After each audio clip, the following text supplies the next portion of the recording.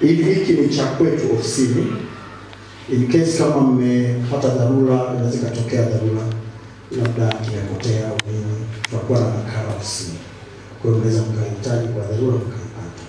Au sisi tumepoteza na bado kwenye faili letu tunahitaji kuwa na kumbukumbu, tutawaomba mtupe kopi. Najua hamtafika mahakamani kwa jina la Yesu. Amen. Lakini in case baba naomba watu wao wasife. In case mtu anapotea, ndugu wakaiba. Mtu anaweza kufariki alafu ndugu wakaiba cheti. Alafu sana hilo sio hai. Wanakuja kanisani wanakutana nako. Tumeelewa? Hatuombei kufa na nyinyi mtaishi miaka 100 na ngapi? Imeisha. Amen. Kuomba bwana harusi na bibi harusi ndio hapa.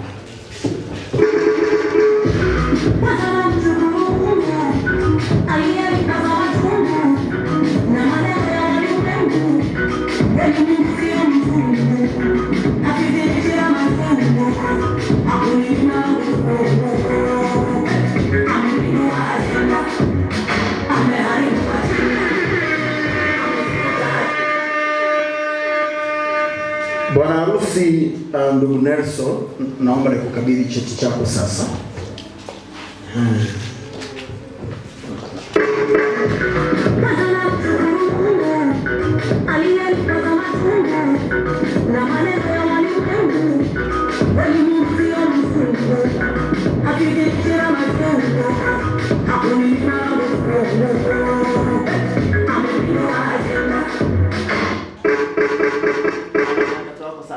Karibu.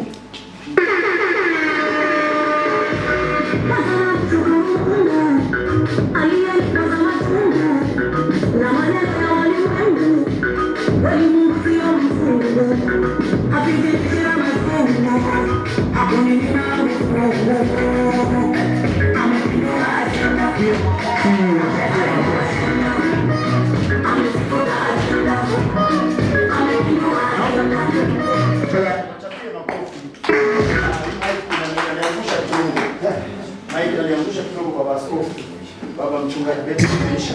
Wachapie makofi tafadhali. Vyeti vikiwa vimewekwa hivyo, ninaomba usimame juu.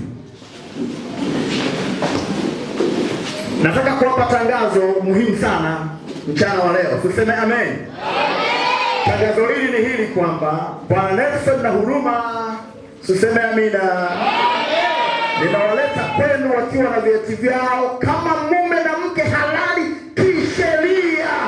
Yes. Na Mungu awabariki na wape miaka mingi kwa jina la Yesu. Asante sana tukiarusi na kwa sasa mnaweza kukarudi na vyeti vyenu.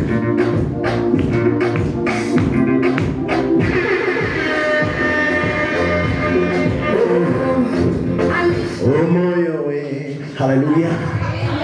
Sasa ndugu zangu wapendwa, hakunaga ibada isiyo na sadaka. Tuseme amen.